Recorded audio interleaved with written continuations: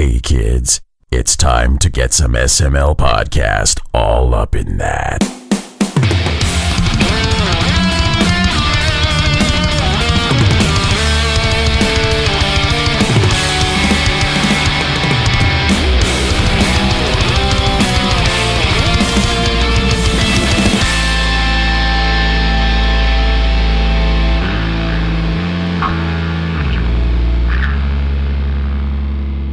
What's up, everyone? This is the SML Podcast. I am your host, Joe. We have another reviews episode lined up for you. We're starting off the way we usually do. Pernell Vaughan, how are you doing?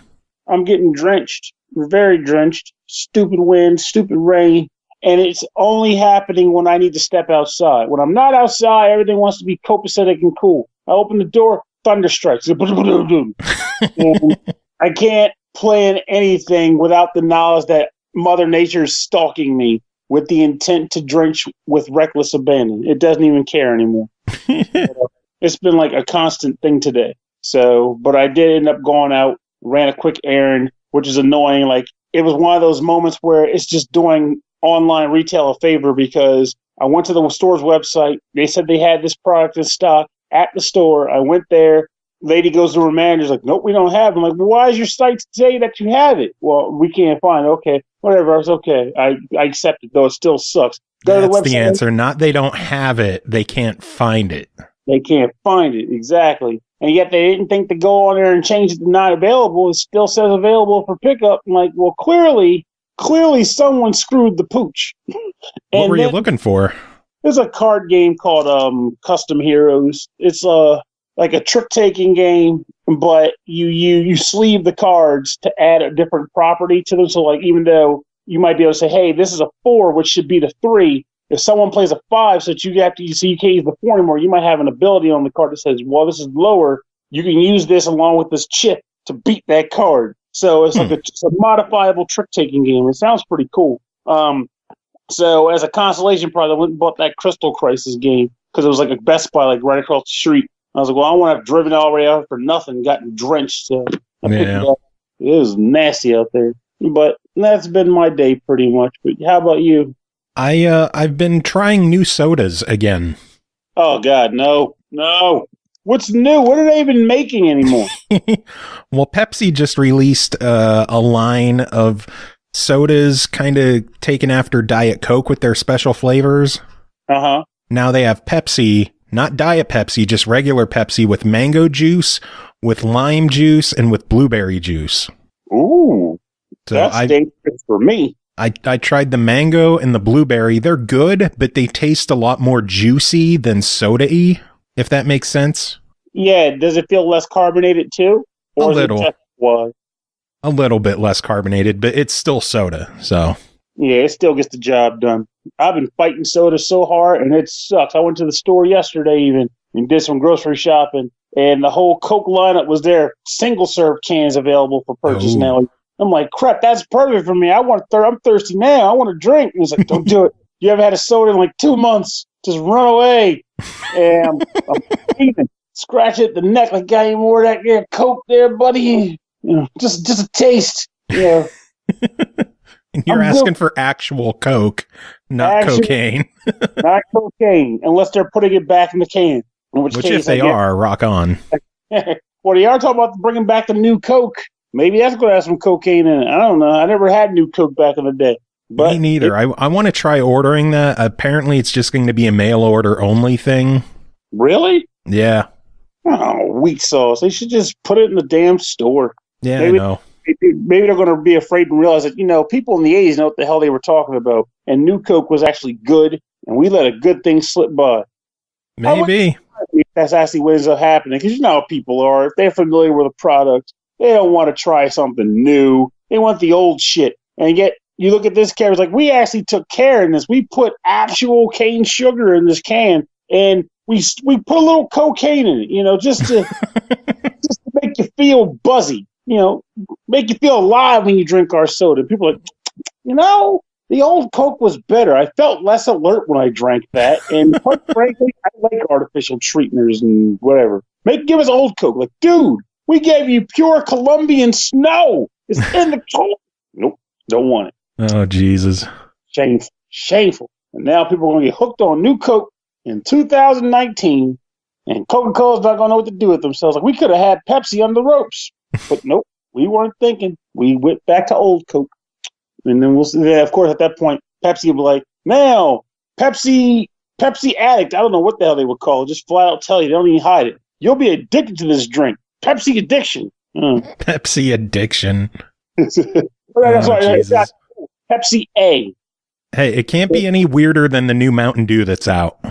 Isn't that? I thought that was a joke label. Does it actually have quote unquote 50 flavors in it? Allegedly, it's called Liberty Brew. I don't know what the flavors are that are in here, but it tastes like a sweet tart. I'll tell you what the flavors are. Some guy just kicked over all the vats into one bigger vat, and then whatever combination came up flavor-wise, that's what you got. When the vat was full, they stopped pouring and say, here's Liberty. Pour a bunch of shit into a giant container, and when the container was full, whatever ratio came out of that, that's it. We don't even know. It's done. Maybe it's like a giant reservoir or something. The old new reservoir around back, they just like filled it up. And once that reservoir is empty, they're out of Liberty Brew. Maybe. That's very possible. And that's not the only new Mountain Dew that I found either. Was it also like Communist Brew? No, KFC has their own Mountain Dew now. Chicken flavored Mountain Dew. No, it's peach and honey, and it is fantastic. It's called Sweet Lightning. Where the hell's the chicken? On the plate next to the soda. How KFC gonna have a soda and not have any chicken flavor in it? Chicken flavored Mountain Dew. We need adventure back in beverages, man. Thought the honey lightning is kind of interesting, but if KFC is on the bottle, I want chicken in that thing. Buffalo Mountain Dew. Oh yeah. Oh, yeah. I'm in. I am. Not since the days of Joneses have we had someone go on the limb for food tasty sodas. Jones has had some fucked up sodas. Didn't they have like a turkey and gravy soda before? They had a whole Thanksgiving dinner. It was turkey, mashed potatoes and gravy, green bean casserole, fruit cake, cranberry, and like one other thing that's eluding me right now. And then they had another Christmas dinner that had poached salmon. Jeez. They went to town, and I drank all. They were disgusting. Pardon me? They were gross. I had one friend, we did like an old sample taste test together where I poured a bunch of it into like individual cups for each of us to consume. And of course, none of us liked any of them but the fruitcake. And I was trying to drink the entire bottles because I spent the money. I was like, I got to finish what I paid for. This is my money. And she took every bottle away from me and poured under. What are you doing? She's like, this shit ain't meant for human consumption. I'm not letting you do this to yourself. Oh, man. Just let it go. Let it go. Let it go. Mashed potatoes and gravy soda, let it go. Let it flow. I would try mashed potato soda. I would. It was very buttery and salty. Really? Yes. Weird. They very, like, I had to give them credit for trying to even pull it off. And yet, at the same time, there's also a part of me that wonders, did they really try? Like, did you actually try to infuse turkey meat flavor into this bottle? Because I'm not tasting turkey. I'm tasting salt. It is gross. Like, because I mean, think about it. Logically speaking, the things that make soda, outside of the sugar, are carbonated water. That's basically it. That's soda at its base form is carbonated water. So it can even just take, I don't know, fucking gravy. Just take a pot of gravy, boil it to cook it up, set it aside, and then blend it with carbonated water and refrigerate it. Will it taste good? I don't know. Probably not. Because it'll taste like carbonated, watered down gravy. But you can be sure that it is literally gravy plus soda. That is all it is. Meanwhile, how would you infuse the turkey? I guess you could put take a food processor to a turkey and grind that bad boy up, grizzle and all, till it's like a gelatin. Blend that bitch up.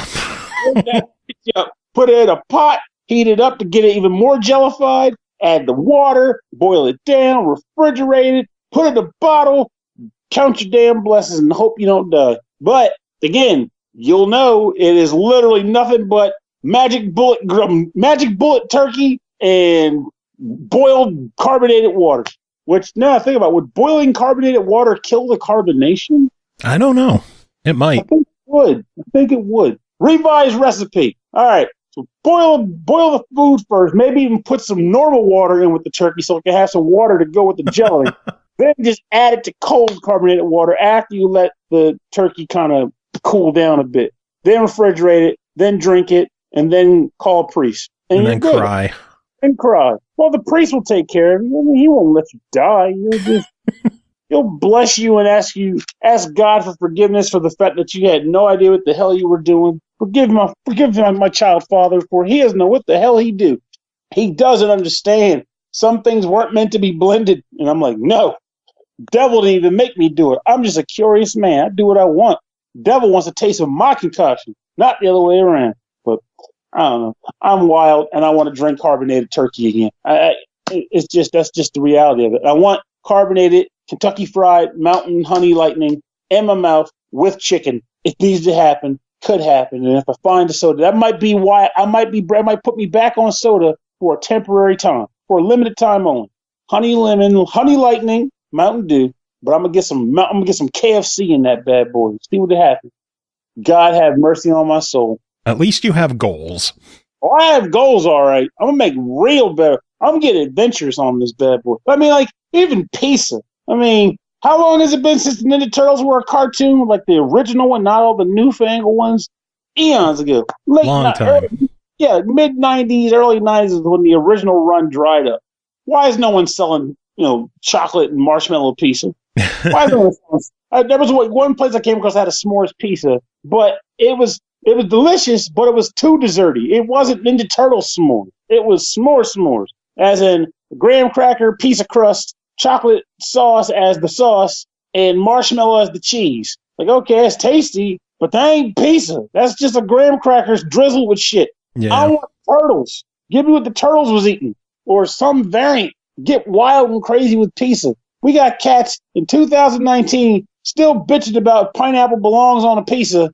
Meanwhile, there's a world of taste adventure waiting to be discovered. And world of taste adventure. It's the truth. I mean, when this episode is done, just go into your cupboard, go into your freezer, and look at everything in there, and you ask yourself, how many things have never been on a pizza, but really could be? What could be, Joe? What could be? What could be? What could be delicious? I want to know. I want to go on this quest. And some pizza joint needs to freaking do it instead of just finding new places to shove cheese. Oh, Lord. Now we put cheese. We stuff the box with cheese. Gotta stuff everything with cheese, man. Yeah. I mean, I'm sure some places done it. It's like, you can't recycle the box, so we just stuff some cheese in there. Eat the box when you're done. Say good for the environment. Actually, why hasn't that happened? Edible pizza boxes. Because then people would be touching it and you would be eating it. Well, make them wear freaking gloves. I mean, they touch the pizza, right? Only thing I would want to get touched is like, okay, here's how they would do it. You know how they develop those stupid, like, thermo bags for, like, Domino's, like, now the pizza stays piping hot. How about sanitary bags, where when you shove the pizza inside, only they can be touching is other pizza or sanitized sides. Nothing more, nothing less. You use gloves to handle the pizza when it goes in to make you feel comfortable when the delivery guy's carrying it to your door. Bring it in the house. Eat the whole damn box. Eat everything. I mean, technically, if you really wanted, you could eat the box now. Yeah, you could, but then... Might take a while, but... You could take a while coming in and going out, but it won't taste very good. You'll regret it later. Yeah. I'm saying go all in. Make this thing delicious. Flavor it up. It can be done. It would be great. And just imagine how much you'd make on it. You'd be a pioneer. This is the type of innovation pizza delivery has been waiting on for years. Furthermore, you could even say that the concern being, what about other people touching your food? Okay, the pickup only. There you go. And would entice people to come get their own damn pizza too. Like, I mean, yeah, on one hand I can get delivered, but come on, I want to get a box I can eat. Let's go. Dine in only. That's right. Eat everything. Eat the box. Eat the pizza. No waste. No waste at all. You're making me hungry, Pernell. That's my job. That's what I'm here to do. Make you hungry by suggesting outlandish products. But that's not what you're here to do. Should we do what you're here to do? It's been almost 20 minutes. Holy crap. I'm sorry, listeners. I apologize. But yes, we should do that. You get on a rant and I can't stop you. It's just too good. And the best part about it is it's never planned. Ever. It's never planned. It's like, okay, well, the only thing I can think of that can be remotely planned is the actual review. It's like, how you doing, Pernell? Here we go. I got to blow up now. How's it going, Pernell? Well, let me talk to you about edible pizza boxes. It needs to come to existence. It needs to come into fruition. It will be delectable. You need to accept edible pizza boxes as your Lord and Savior. Damn right you should. If that was my Jehovah's Witness coming to the door, I'd let him in for coffee. Oh, my God. So delicious.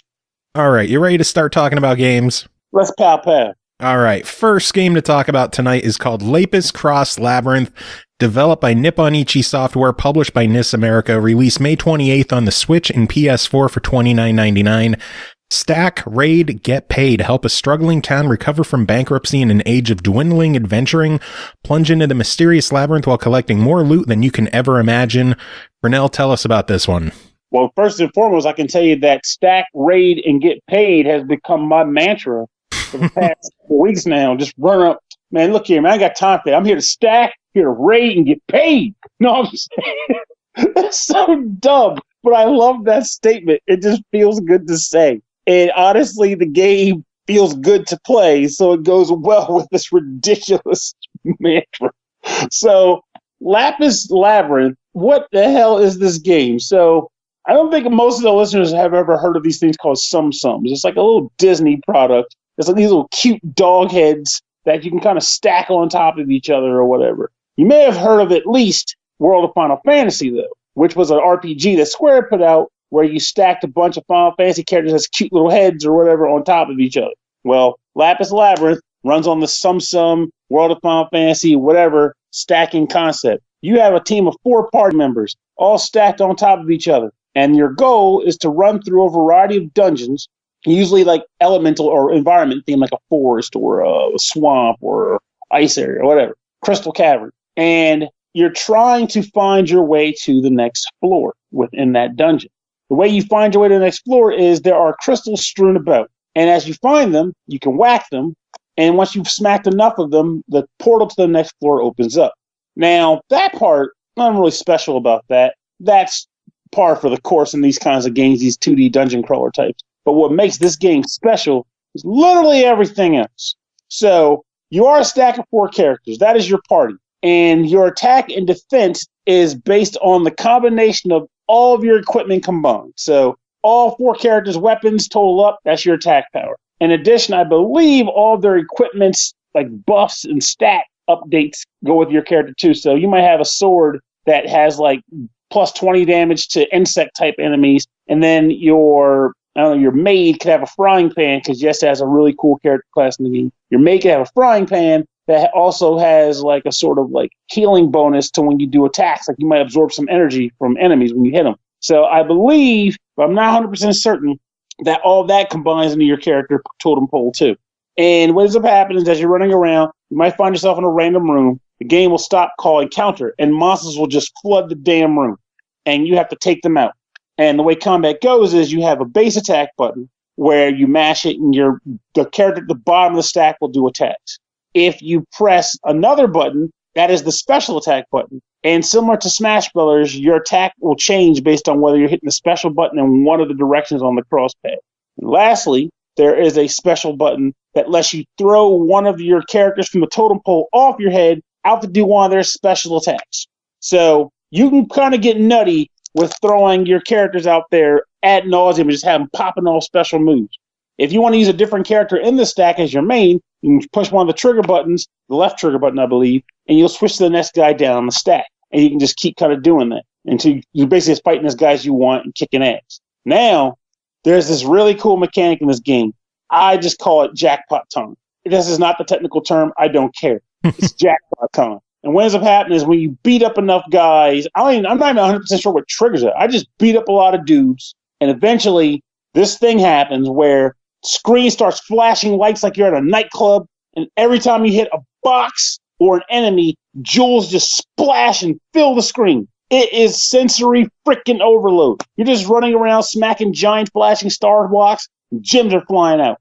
Hit an enemy, gems fly out. Dig down in a hole to find your way out of the dungeon, gems are flying out. And honestly, it's so much going on that half the time you can't even tell what the hell you're doing. You might have a part of your stack that gets not KO'd because, when one of your character members runs out of HP, they get temporarily KO'd until you walk over and pick them up.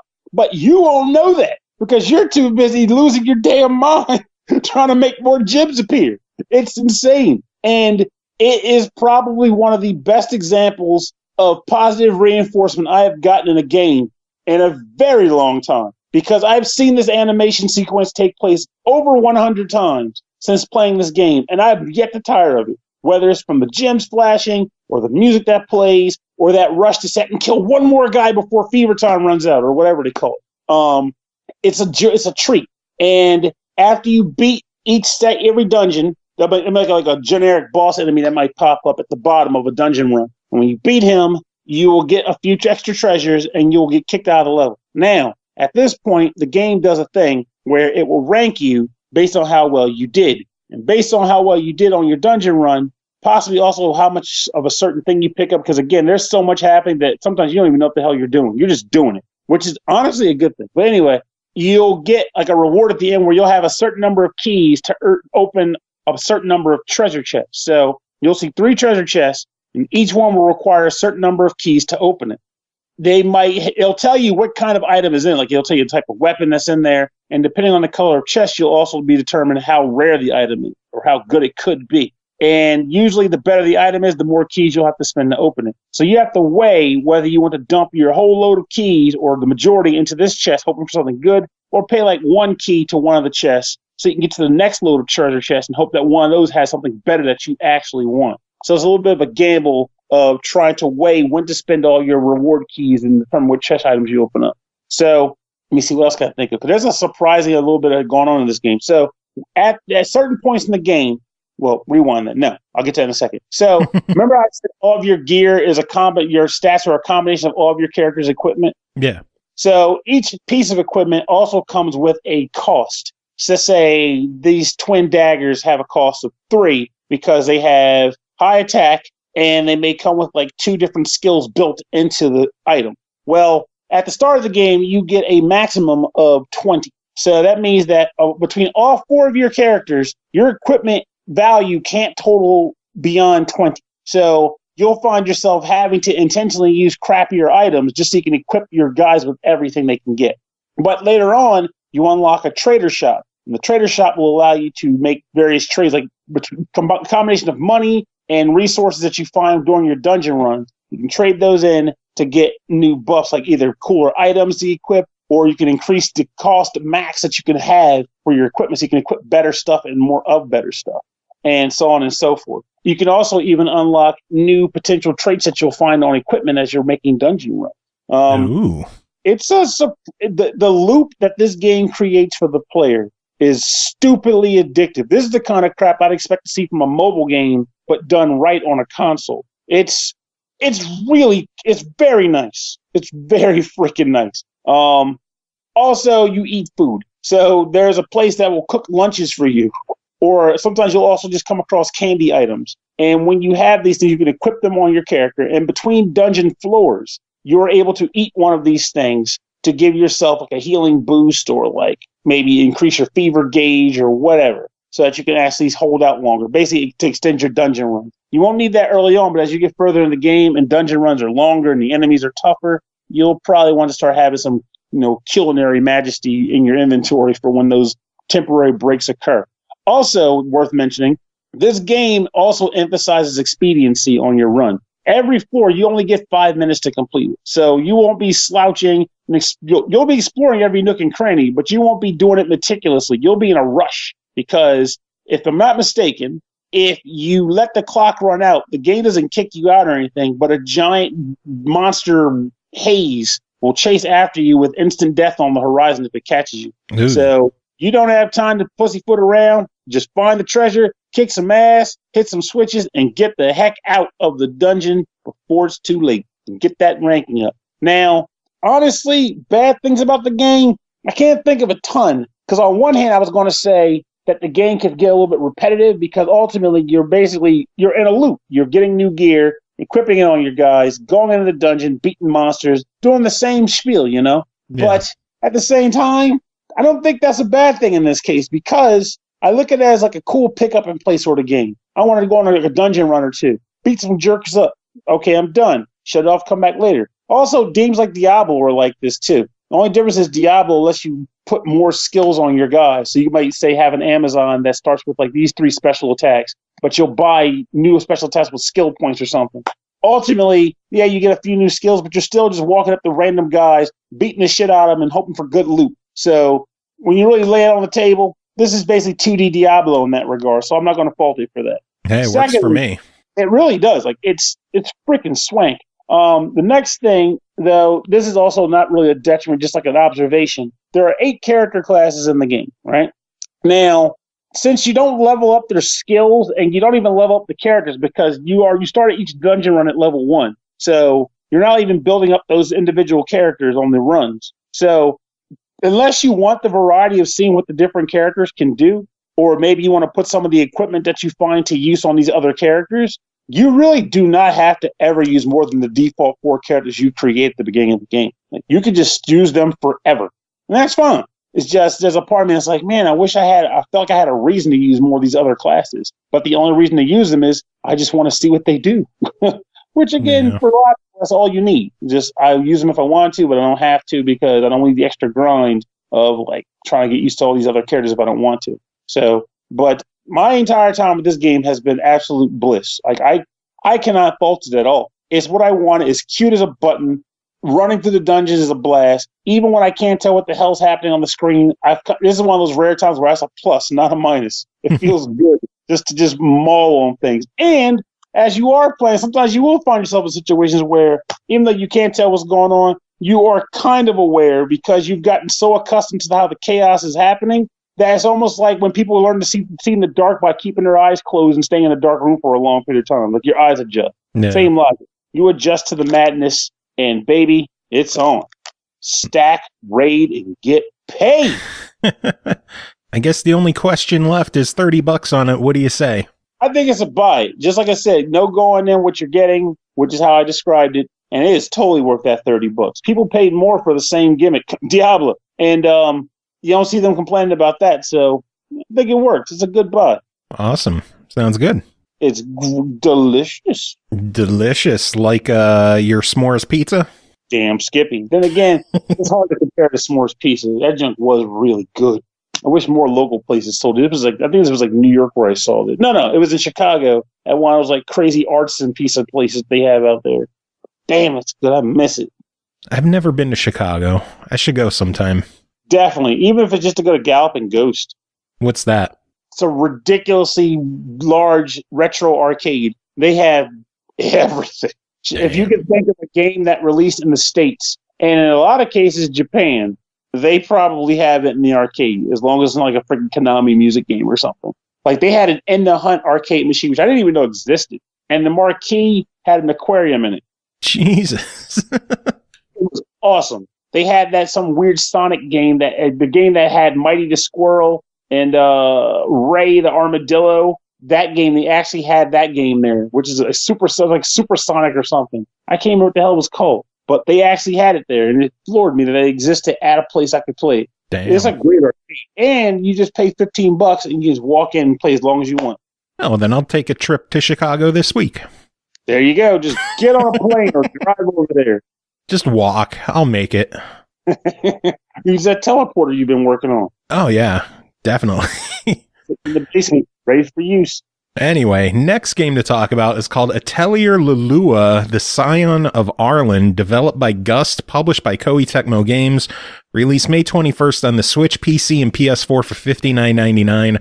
The long-awaited 4th installment of the popular Arland series. In this new story, players will revisit the nostalgic world of Arland and embark on an exciting journey of alchemy together with Rarona's daughter, Lulua. These friggin' names, man.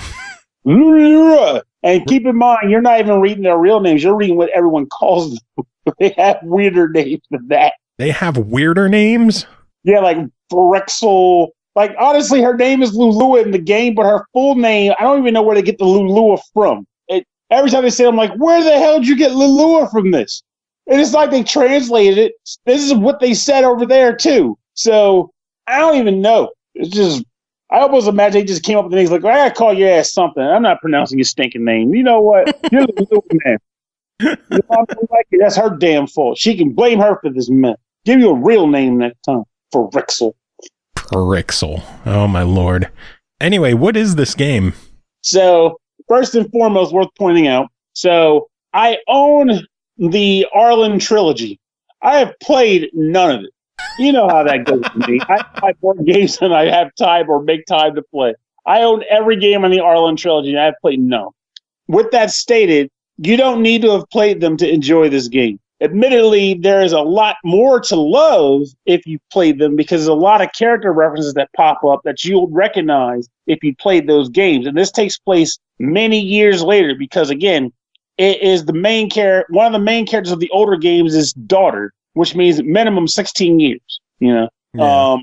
But second thing to point out is a couple months ago, I reviewed an Atelier game. Actually, it wasn't an Atelier. It was just from the same franchise, but it was just Nelk and the Legendary Alchemist. And while I did like the game, the thing that made me sad was that I hadn't played an Atelier game in so freaking long, and I wanted to see where have they come, how have they progressed over the years, and give me it as a review so I have an excuse to dive back in. And this game is that. So it felt good to be able to say, man, I can find out for myself where have they come in this series. And positively, that answer is they've come pretty far in a great way. This game is beautiful, and musically it is very, very appealing. But what is the actual game? Well, the way this game plays out is you are the daughter of Verona, and your general goal is to not be a slouch for your under your mom's reputation. Like, you want to become an excellent alchemist, just like your mom is. So you're working and striving to practice to become this excellent alchemist. However, one day while romping and bumping, a book falls out of the sky and crashes onto her head, her head. And it is a weird book because no one can see anything in the book but Lulua, the main character. And interesting. It's pretty cool, though. I like the way it works. Like, it's a goofy story, and the game itself even kind of plays on that. It's like, what the hell? How does this even make sense? But it works for the game because what ends up happening is throughout the course of the game, various just like life situations occur, and you have to ultimately resolve those things. And usually that falls under the magic of alchemy or making use of this cool book. So how does this work exactly? So let's say, for example, let's go with early in the game. So guy comes to your store, wants you to make a product. But you have no idea how to make this damn product. You've never heard of it, and you're still a fledgling. The book does a thing, and magically now the book is giving you information on how to make this product. But it doesn't just tell you. Instead, it does this cool little puzzle thing where it kind of shows you pages of a book and it describes what you need to do, but it leaves some things out and replaces them with cryptic clues. So you'll have to figure out what they mean, answer those things, and the book will fill in the blanks and say, okay, you figured it out. And now as a result, what will end up happening is you'll either unlock a new location, you'll unlock a new recipe for alchemizing things, or both, honestly. And it's honestly a lot of fun. So what ends up happening is that you end up coming across the situation, the book will get popular. It's like, okay, you can go to this place, it's known for its nice fauna and flora or whatever, and fight this type of monster it's known for its fur. And from there, you're like, okay. And in the context of the game, it makes sense. Whereas I'm telling you, like, what the hell is this dude talking about? But while you're playing the game, it actually makes sense. You're like, oh, okay, they mean the spring garden, and I can fight this weird, like, little furry rabbit thing, get its fur. And as you do it, the book will fill in the blanks and give you a reward. So as you're doing this, you're fulfilling objectives. Sometimes you'll also take on quests for the guild, or the bar, rather, which will allow you to also get, more rewards from, like, either alchemizing products or killing monsters or just basically helping people. Now, the thing I like about the quests also, and then I'll go into the alchemy in a little bit, is that, let's say, for example, one of the quests in the bar will say something like, hey, we need you to give me this healing potion because I've been really sick and I would like to get better. I'll take 1 healing potion, please. Well, you can just give them a potion if you want and get a reward, but through the magic of alchemy and the alchemy system that the game incorporates, you'll get a better reward if you work harder to make them a better quality health healing potion. So don't just give them a bunch of like trash ingredients you found behind the dumpster at the Walmart. Instead, you want to actually go out of your way to find high quality, potent ingredients to make them a high quality, potent healing potion, which will give you more money as a result for your reward. But now, how does that work? How do you want to go about trying to make these good ingredients or these good products for these quest rewards? Well, that's where alchemy comes into play. As you play this game, whether you're running around town, walking around a general environment or area, there are tons of items for you to pick up. And the game makes it clear what you're able to interact with and pick up. Like if there's a fishing spot that you can fish with once you've got a rod and bait, it'll be like a large puddle in a lake. You walk up there and fish. If it's a rock you can pick up, it'll glimmer in the ground. So go to glimmering rock, I can pick that up, so on and so forth. And as you pick up and access all these things, you can take them all back to your atelier. And then you go up to the actual cauldron that's there, and you can mix and match and combine these items based on recipes that you know to make products. Now, the recipe will just say something like, need 4 parts water, 1 part grass, and 2 parts, like shell or something, right? So you might have picked up a bunch of different types of water. Could have picked up some fluid from a gel monster, which is actually a water-based monster. So now you have that water. You might have water from a well that you just collected. All of those things have different levels of quality and different properties to them. And when you go to the cauldron, and I swear to God, when I tell you that this is less complicated than this sounds, but this is how it goes. When you go up to the cauldron, you can combine those things. And based on the general area level of quality you put into the product, that determines how good your product will be when it comes out. There's also elemental properties you can transfer, where the more of a certain element that each ingredient will have elemental properties. So like whether it be fire, ice, lightning, or earth in varying degrees. And as you combine them, if you have enough of the right type of elemental, you'll get sub properties like additional damage can be done if it's an attack item, or additional healing if it's a healing item. Area of effect can be expanded on, things like that. Or if it's equipment like weaponry, you might get, MP leeching, which means that you steal MP from monsters when you beat them over the head with your shovel, or things like that. So there's a lot that goes into just trying to play around with the alchemy system and getting it right. And that is a large part of the game, which I honestly enjoy quite a bit. There's even combat in the game, but the combat, while fun, it's not an extreme. It's almost like it's just there to kind of fill a void. Like, people want to beat up monsters sometimes instead of just running around collecting things. The game gave you that option. But combat, while fun, isn't going to be anything you want to write home about. You get 3 basic characters. They have normal attacks and normal special attacks. And when you're in combat, you're basically beating the monsters, doing damage back and forth, and hoping to win. However, in addition to your 3 front characters, you also have 2 support characters whose purposes are to have attacks triggered by what the front characters do. So you might say have a character use a special attack, but that character triggers the support character in the back that will follow up attack to do more damage. In addition to that, there is another system in the game called the Interrupt. And what that is for every alchemist type character you get, like Lulua, the main character is an alchemist. And you'll meet other alchemists that will join your party. For every alchemist you have in the party, they are able to use items. Normal characters can't. And with the interrupt system, you can equip a specific item where if you've had enough turns in battle, you will be able to then use the interrupt to just stop combat whenever you want. Use the item that you equip for that character to pass around. So if you need like a clutch heal, boom, healing salve, I'm holding it. Drink this shit, feeling better.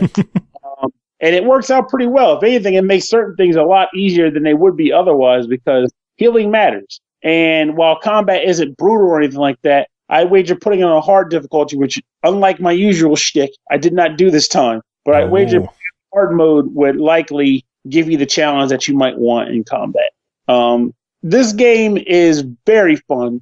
It feels more like a slice of life type game than a game with pressing stakes and concerns, which is kind of rare these days for an RPG or even a JRPG. The world is always at stake. And people are always stressed out. Whereas in this game, it's goofy junk like helping townsfolk and keeping your shop from being shut down. Slice of life thing. There's even like PA events where you can come across characters in the game and just like have general conversations with them about their lives and how things are going. Weird, wacky events. And all the characters are so expressive. I really like this game. It feels good to play. Like, it genuinely feels good to play. And while I can't necessarily compare it against the older games, like say the recent Arland trilogy per se, because I haven't played them, I can say that as a person who is familiar with the series, but is practically new because of how long it's been since I've played one, this feels like a good entry point for people to get back into the series or just to start anew. Like, you can just pick this game up, and like I said, yeah, you won't pick up all the references, like, who the hell is Rorona? But you will still be able to get understanding of them within the context of this game. And that's enough. Because if you're not running around with the series, what do you care what they did in previous games? And if you like this game enough to go back and play the old ones, then it'll kind of feel like a prequel you're playing. There you go. So it's not even a bad thing. Well, then overall, $60 on it. What do you say? Hopefully I did a good job describing this crazy game, but I would say it's totally worth your money. It's an enjoyable time. This is a pickup, have fun with, smile while you're doing it, put it down, and come back and play it later and continue the story kind of game.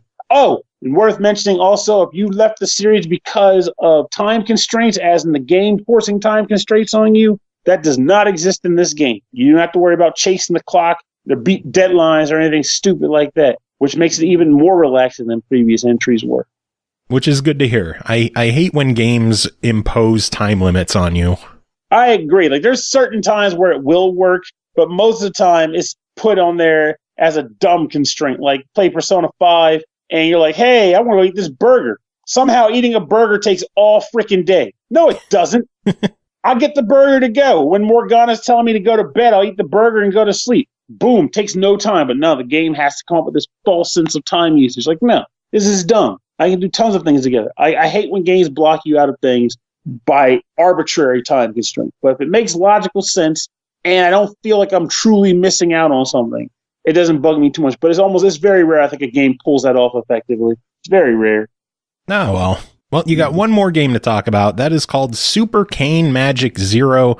We don't have time. We don't have time. We don't have time, Joe. We have to have time. That is true. We do have to have time. And for Super Cane, I can do that. Please continue. All right. Super Cane Magic Zero, developed by Studio Evil, published by Intragames, released May 30th on the Switch, PC, and PS4 for $24.99. Super Cane Magic Zero is a comedy action RPG. It features a large handcrafted game world full of secrets to explore.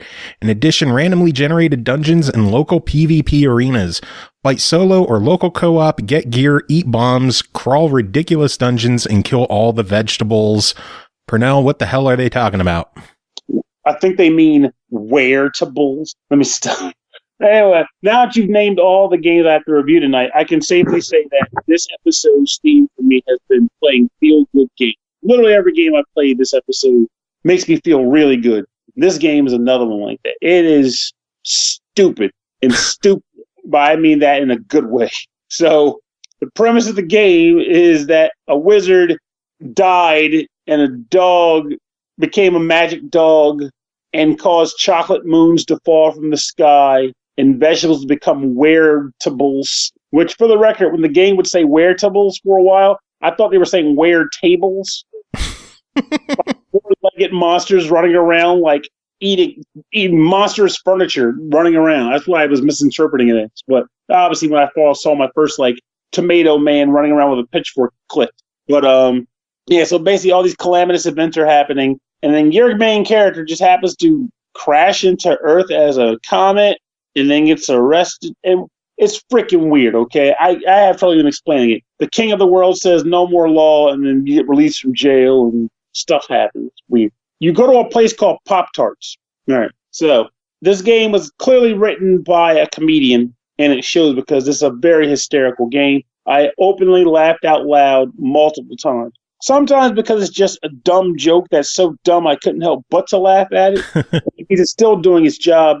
And then other times because just some genuinely funny statements came up in the game. So this game is also kind of like a Diablo-esque game. It runs on the twin stick style where the idea is you're running around, left stick determines the direction you're attacking, and left stick determines your movement. And you are running around the map, beating things with a stick or tomato rod or a faucet, whatever you're holding as a weapon at the time.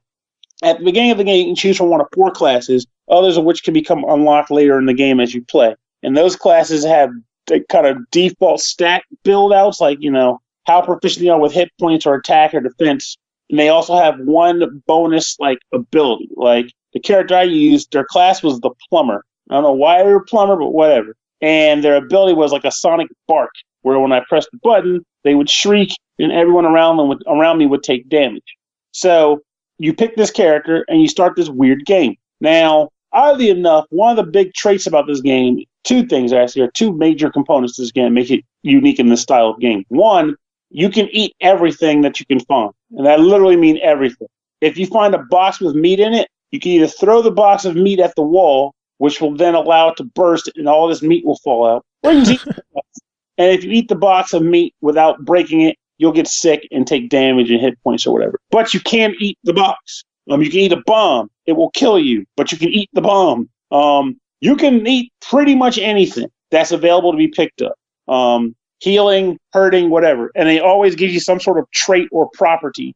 There's a weird roulette where the game says that you can only have the trait or properties of 2 food items you digest, and the rest will get kind of bumped off. But I was so busy just eating things that I sucked at even keeping track. I just ran around beating things up. I didn't even care. The other thing is the aforementioned throwing that I mentioned. So, unlike a lot of games like this, I honestly at least personally feel like this game was designed with throw being a heavy to main mechanic. So, yeah, you can beat guys with your weapons, but ultimately what you want to do is knock guys down, pick them up, throw them into other guys, or throw them at the wall itself, or pick up a bomb and throw it at the guy, or whatever. Because I feel like I always did more damage by just hurling guys at various things. And that's fun. I actually enjoy running around picking up crap and hurling it. As you're running around the game, the artwork is very cartoony. The music is very cartoony. In fact, I have been listening to a particular track from the game ad nauseum for the past few days. It's stupid infectious, and I swear I think I'm gonna get on. I have to get it on RMP somehow. I just gotta figure out what the hell the topic will be. But it's getting played. I love the music that much. The characterization, again, you're not going to play this game looking for deep character moments. Like, again, you're looking for the main game's plot, like I mentioned earlier about the dog casting magic and causing calamity, is you're ultimately trying to save the world from this magic dog. But he's currently holding up in a castle with a strawberry on top, atop a large mountain, and you have to find the 6 weird wizards to get you in. Like the peanut butter and jelly wizard, and like the potion wizard, and Master Biscuit, the biscuit man.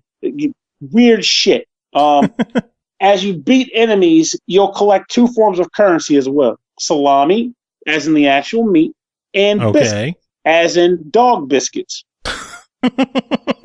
After you get to a certain point in the game, you can spend dog biscuits to have buildings rebuilt that were destroyed by the chocolate meteors that were falling from the sky. And once you have them rebuilt using kibble or dog biscuits, you will then be able to utilize their services. And there's a variety of different services you can make use of. There's like shops that open up that you buy weapons, accessories, and gear. And there's other random bits too. But for the most part, kibble, it takes a lot to revive these places. You're not going to just like show up at the stop and like, hey, I'm going to rebuild everything. No, it's going to take time. Trust me on that. It took me a while. So it's better to not even say what's in all of them. Just like, hey, you could open these things up and cool things will happen when you do. I feel like some places in the game are randomized and other places are not. So while randomization will factor in, it's not, if you're not a big fan of randomizing, don't worry about it. It's only sometimes. And I think that's because it factors into the puzzles in some place. Like there's like one particular location where it's randomized, but there's also some instructions the game will tell you, like, okay, if you can pull these things off, you'll get the hell out of this random forest. And it's like, how the hell do I get myself out? I don't understand the rules, what the main character will say, but you just do it anyway. But it's weird to say how this game works because I felt certain things about it. Like I felt like the attacking was a little slow. Like even though the attack has like a speed rating like between A and C or D, I still was like, man, I wish my attacks were faster. But it wasn't a deal breaker. I just ended up looking for weapons that had a speed attack of A.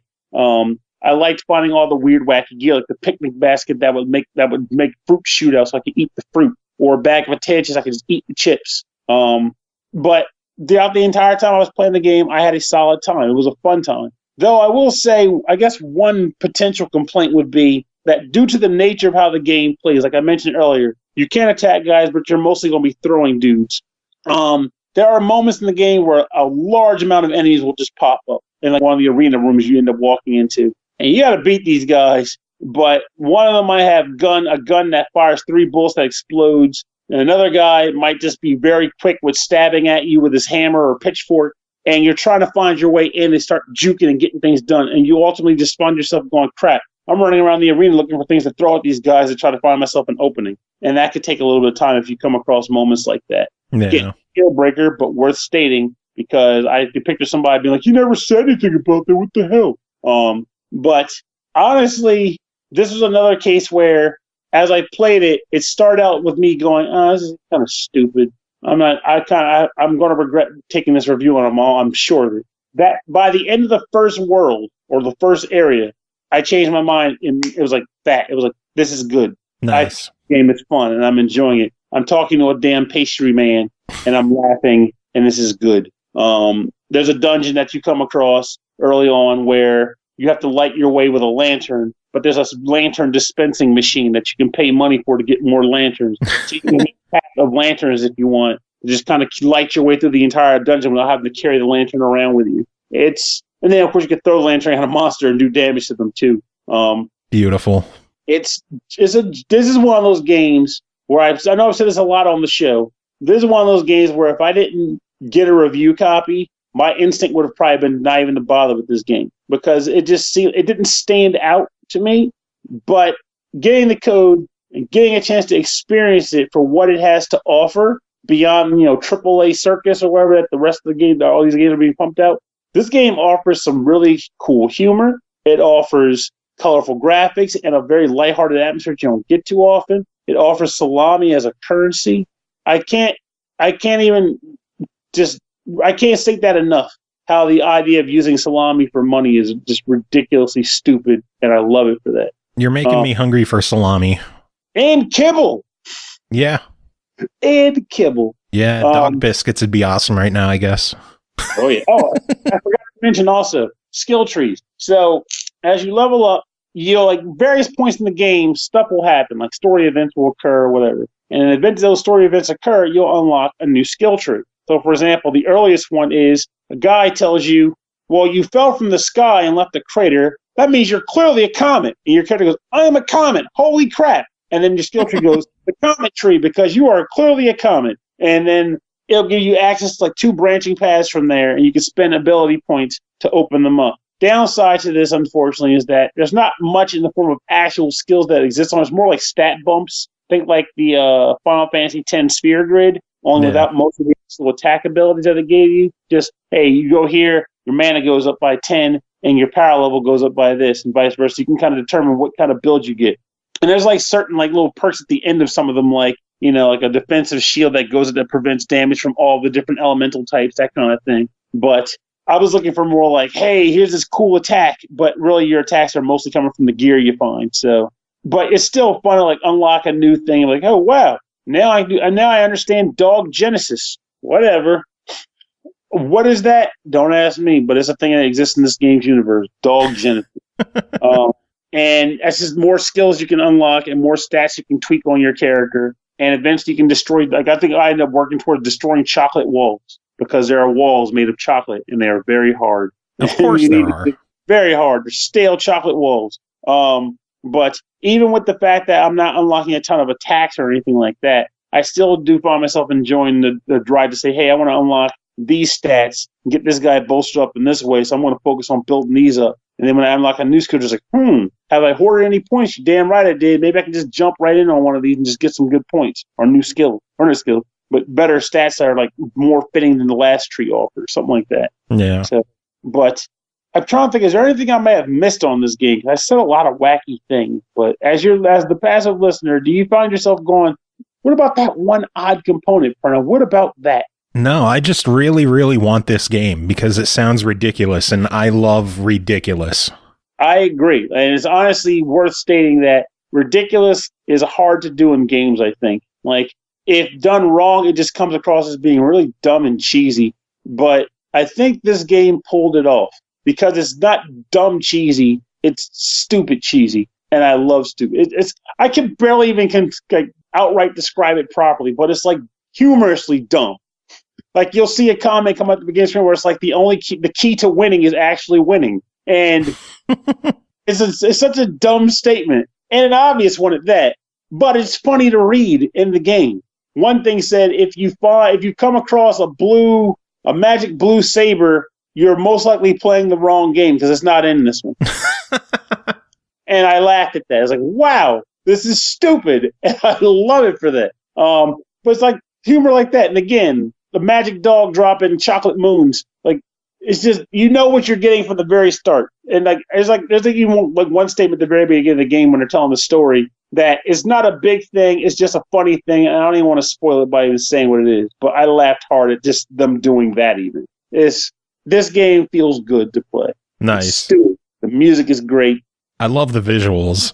Yes. The character I made has a old beat up top hat on, green skin, red eyes, a weird like sausage bandolier, and straw pants. And she's carrying around a stick with a tomato on the end.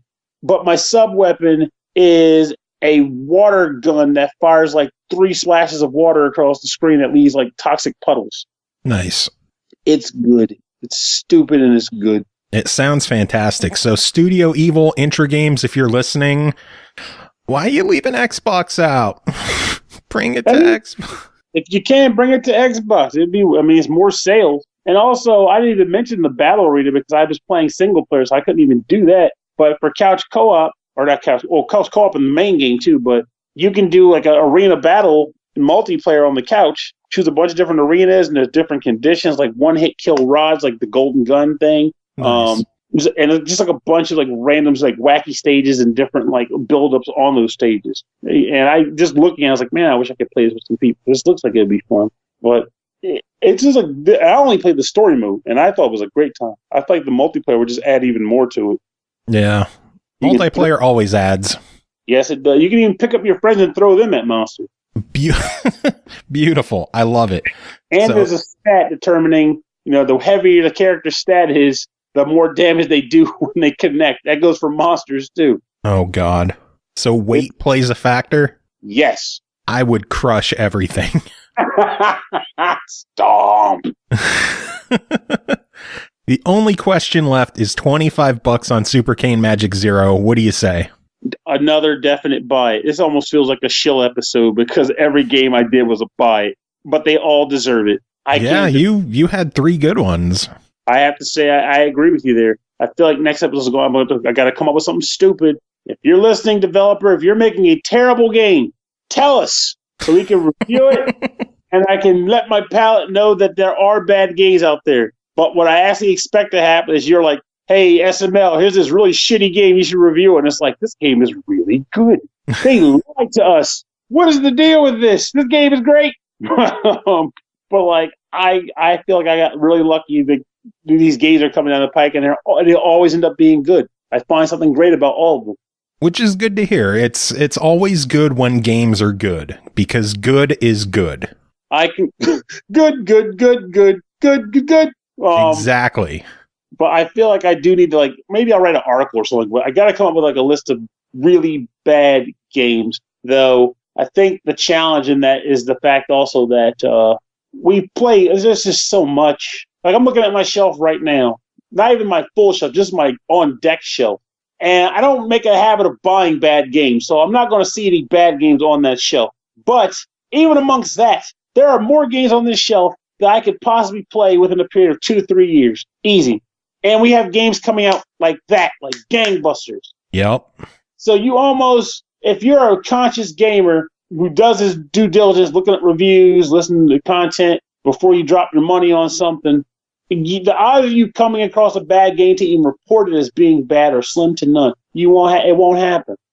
And it's an amazing time because of that. It's more about what games hit the notes that you want to experience right now, and if that game is good. Yeah, because even games you're not interested in, they're still good. They're just not for you. Exactly. There's that one game that I always refer to it, Tokyo Damn Tattoo Girls. I will never stop referring to that as like a truly bad game. And even that probably has some intentions. When my time came, I was like, this is the one time I have to open the floodgates. This is a bad game. Here's why. But that was like a 1 in a million title. And I don't know, I can't recall the last game on that beyond that I felt was like just bad. I can't. And we've been lucky to get good games on the show. I concur with you there. Surprising good games even happen a lot of times. Where it's like, this game, I'm sure this is going to be a turd. It is not a turd. Yay! Thank you for surprising me. It's amazing. It's a good time, and I like it, and I appreciate the industry for that. Me too. Dun, dun, dun.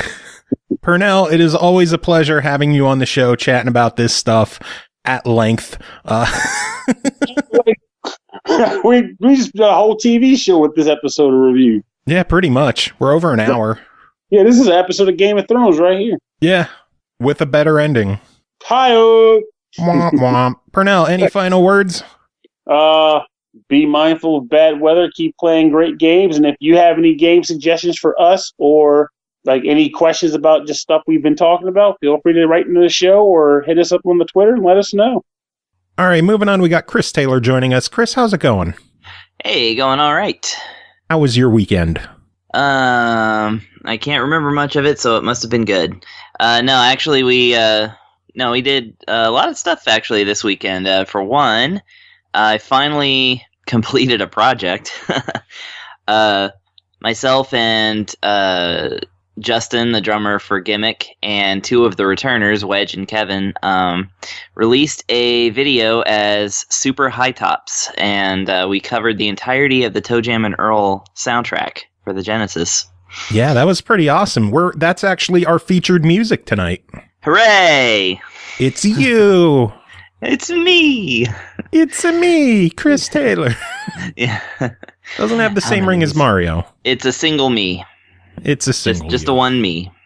Anyways, yeah. So that's pretty exciting. I played bass on it, which fulfills a lifelong dream. Ever since, actually, before I could even play bass, I wanted to learn how to play those songs. So yeah, it's pretty cool. Reception on the video has been really great so far. And I think we did really well considering it was all one take done live, you know? Yeah, that's awesome that it was just one take.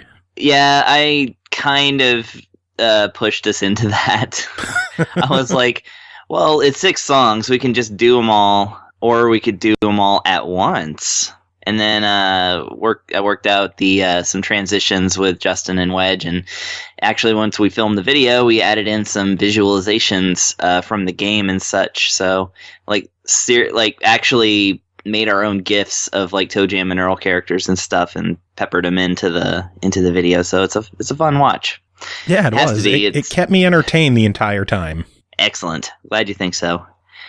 Beyond that, actually just picked up the physical edition of Crystal Crisis. You and Pernell both bought that. I think everybody right now should buy it because apparently stores like GameStop and stuff are getting really limited amounts in, and it's a pretty sizable box for a Switch game. It's like about the size of 4 Switch boxes because it comes with like a actual physical puzzle block game. Oh, that's cool. Yeah, and some other stuff. I haven't even opened it up yet, but because I just got it. But I'm excited about it because one of the most important and influential figures of video game bullshittery in my life has been Johnny Turbo, and this is his video game debut. For some reason, they put the spokesman for the Turbo CD / Turbo Duo system from the 90s, the Sega CD competitor by the TurboGrafx people. They came up with this mascot called Johnny Turbo, and he's just the most ridiculous, like clearly just a middle-aged man with a beard, like with a backwards baseball hat and like Centurions style, like, you know, robo suspenders and stuff, like beating up Faka goons, which are, you know, is meant to be Sega, and touting the superiority of the Turbo Duo to the Sega CD system.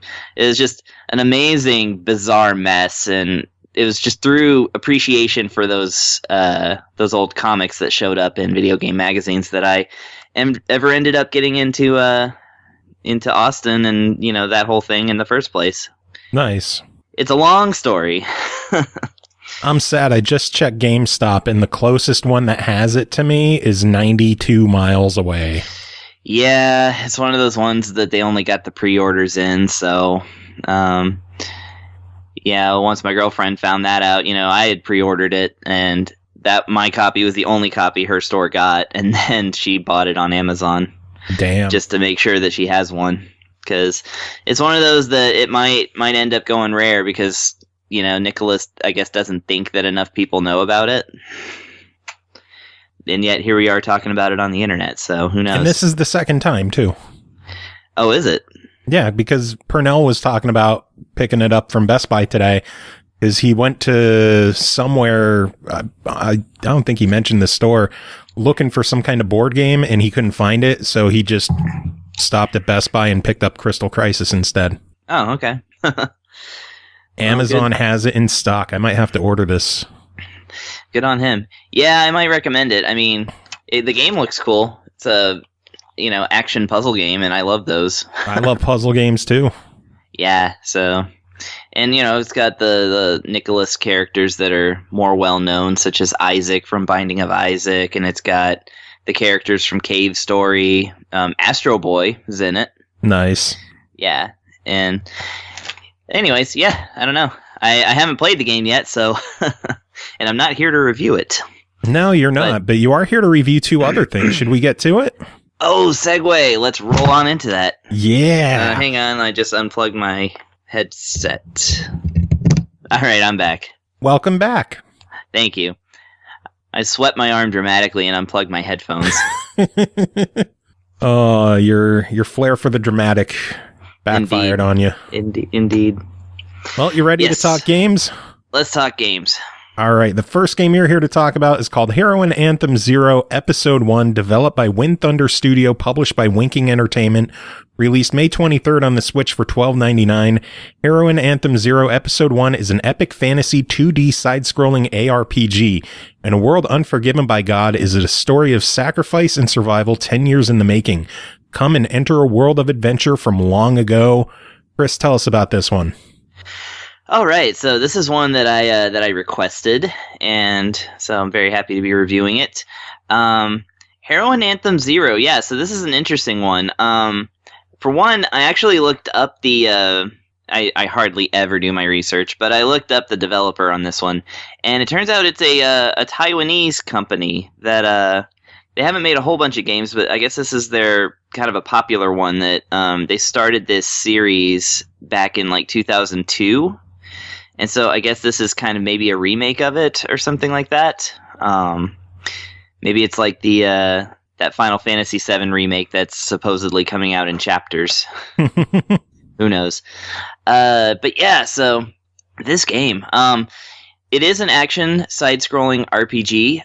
It seems to be set up in kind of a Metroidvania style. That is to say, it allows you to basically get in over your head if you like, or if you follow the path the game suggests for you, it becomes a little bit easier, and you gather stronger items and weapons and stuff in order to backtrack and then go and do the thing that you weren't able to do before. Mm-hmm. In that sense, it's kind of Metroidvania-esque, but really it just kind of plays out like an action platformer.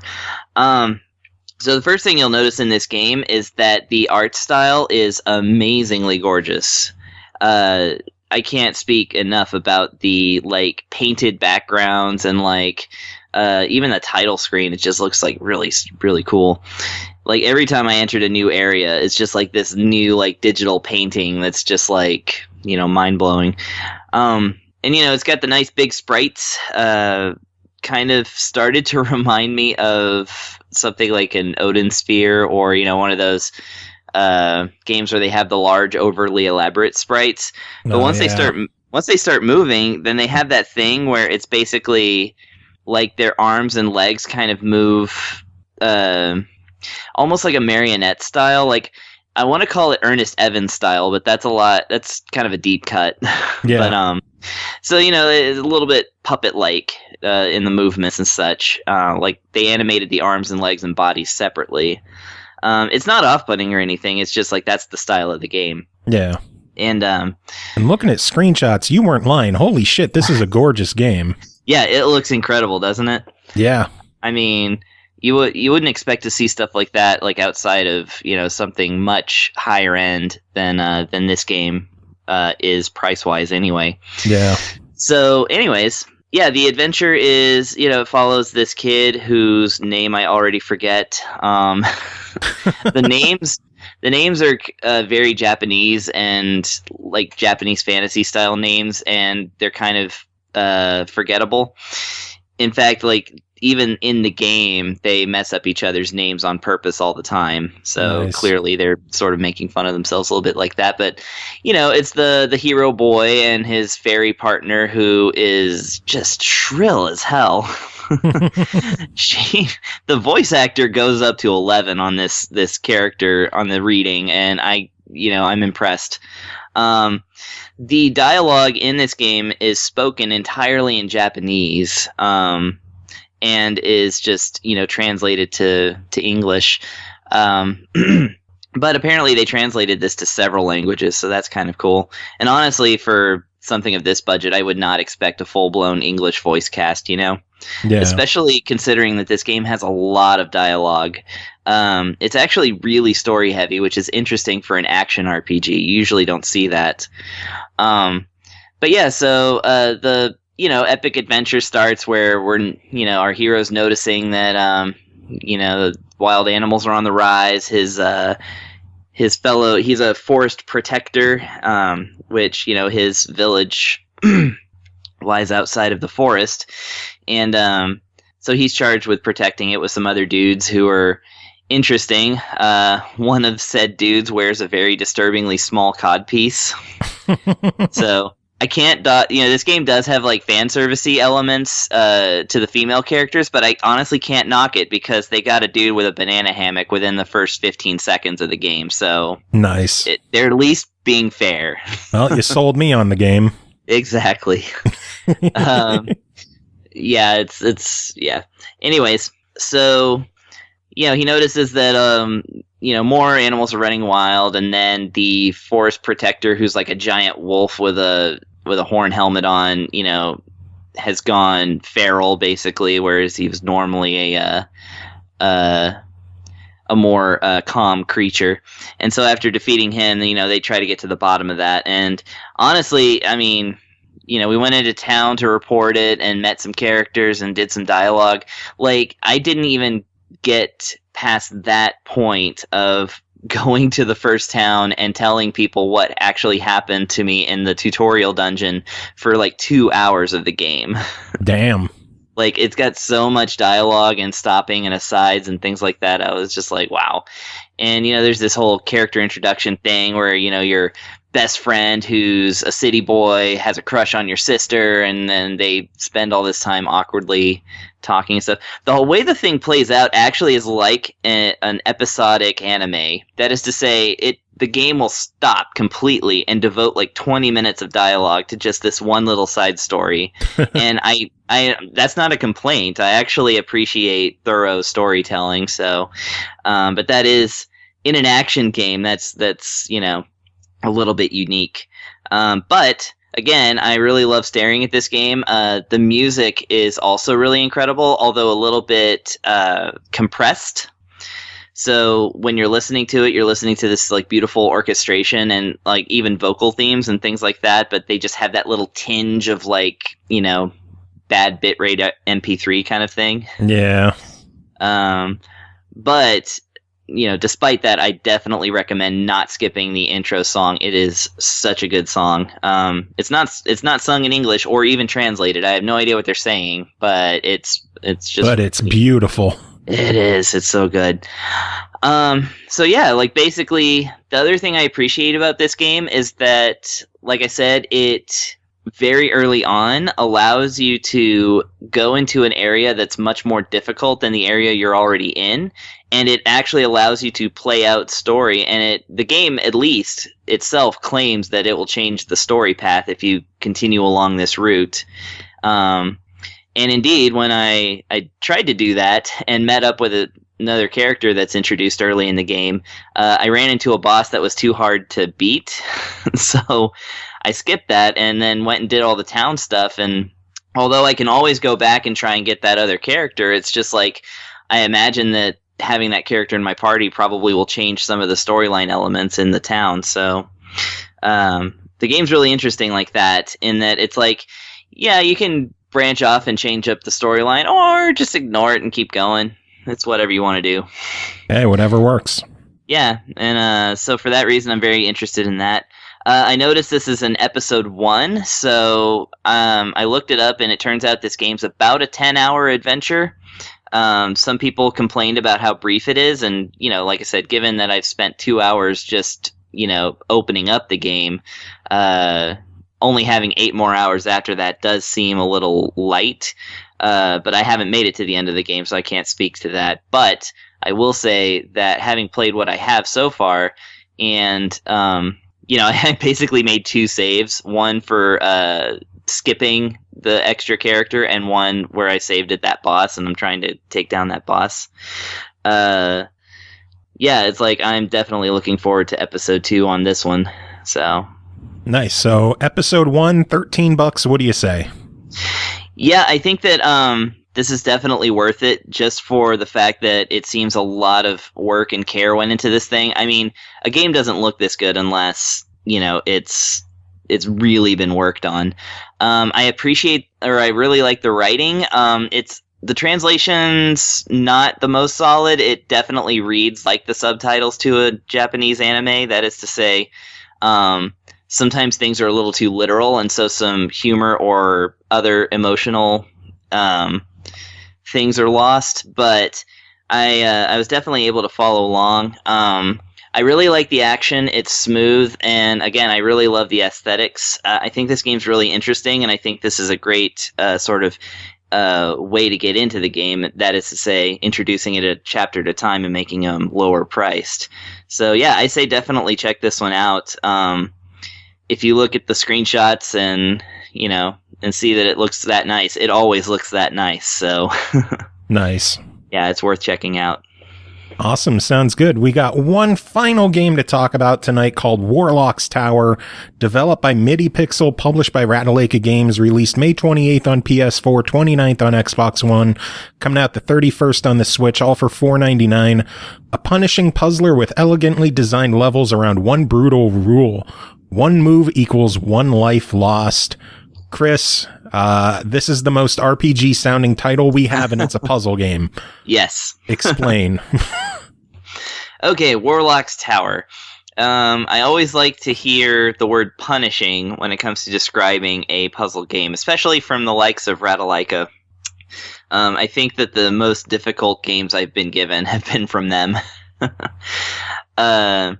So yeah, Warlock's Tower. So this is very much an old school style room by room puzzle game, you know, Adventures of Lolo and things like that, wherein you play the most epic role of them all. I mean, that they'll be talking about this one for decades. You play Tim the Mailman. So there's a wizard who lives in this tower, and this tower apparently drains all life from the planet and is wrecking all of the natural resources and everything like that, because the wizard thinks that everybody hates him, but actually everybody loves him, inexplicably. So they send Tim the Mailman with a letter of appreciation and a peace offering, essentially, to the Warlock.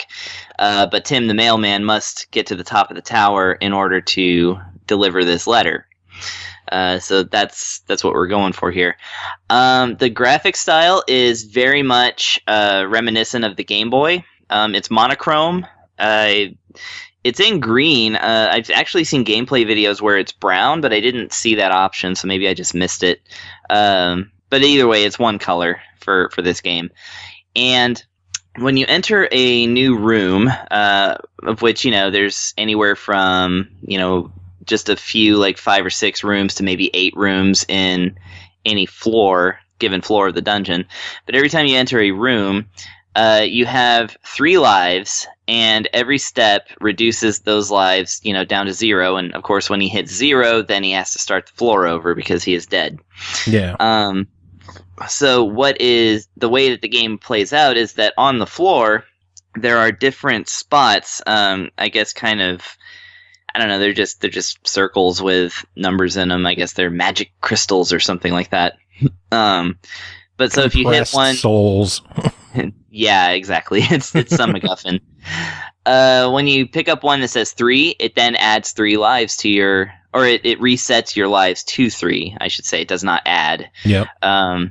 And then if you get a couple of levels in, if you get a super gem, then that will actually it will set your lives to 5, and then you can move 5 spaces.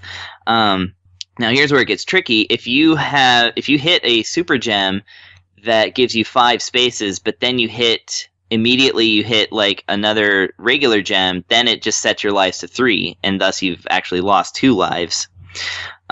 So getting through the dungeons is all about mathematically figuring out where to get that next gem, but also which gems to get and in what order. Because if you go for the 5 gem too early, but you didn't clear out the 3 gems that are around it, then you're going to screw yourself, and you got to start over. So it's all about basically thinking a few steps ahead, or just experimenting until you figure out what it is. And interestingly, later on, the dungeon introduces a second character that you can then control. You can switch over to, and they can do some other stuff too. So they continually add like new cool gimmicks to this game, and I really appreciate that. It's got a lot of levels, which is really nice. And in fact, I would say that I could have seen the ending, but I have not. However, that's no fault of the developer, because they actually sent us a floor by floor, like basically a solution cheat sheet guide. Yeah. Yeah, that's like the first time I've ever gotten one of those, which is kind of great. But I opted not to use it because I had a lot of fun with this game, actually teasing, doing the brain teasing thing and like actually trying to figure this out. Yeah, it's a tough one though. It is tough quick. It really does. Yeah, you like get into places where you're thinking about 12 steps ahead of where you are currently. And I don't mean like 12 physical steps. I mean like 12, I got to move here, then I got to move here, and then here, and then here, and then here, and then here. And then I can figure it out, Yeah. Like these get very elaborate, and I really appreciate that about this game because it really harkens back to like those kind of games that would come out on the Game Boy, except that instead of costing $40 and being your like one Game Boy game that you get to own for years as a kid, this game is available at a very, very low price, and you get a lot of content for it. You do. And to touch on something you mentioned earlier with the visuals, I believe the color of the world depends on which world you're in, between like warehouse or whatever the hell the other ones are. Okay, I knew that the music changed. I didn't notice that the visuals changed. It's honestly kind of hard to notice because, like I said, you kind of get into solving the puzzles more than anything. And in that sense, I actually kind of like that they gave it such a simplistic approach. Yeah. But $5 on Warlock's Tower. What do you say? $5 if you're a puzzle fan, then go for it. It's that simple. There's nothing else in it but puzzles, so if you're not a puzzle fan, then don't go for it. But this one definitely will. It scales up pretty slowly. Like an entire floor is dedicated to straight up tutorials, so you don't have to worry about the game being too complicated early on. But once you really get into it, it really gets challenging. Yeah. But they keep adding things in that make it fresh, so I do recommend this one for any fan of the genre. It's very well made. Awesome. It's been a good lineup this show. 5 games, 5 buy-its. Nice. That is the sign of a good episode. Heck yeah. I should just title the episode Buy It. Yeah. Money. Chris, always a pleasure having you on chatting. Why don't you introduce the music one last time as your final words? All right. So what's coming up next is the audio from a new video by my new, I hesitate to call it a super group. I mean, we're just all Austin musicians who wanted to get funky, and we did. But this is a new group made up of people from Gimmick and the Returners. It's called Super High Tops, and the song is every single song from ToeJam and Earl on the Sega Genesis, including all the bits that are just the hip-hop drum samples with bass, because we had to include those. I actually almost didn't, and then Wedge, who's the keyboardist for this group, insisted that we do it every time. So this is going to have me on the bass and some very, very talented people on the other instruments, and I hope you enjoy it.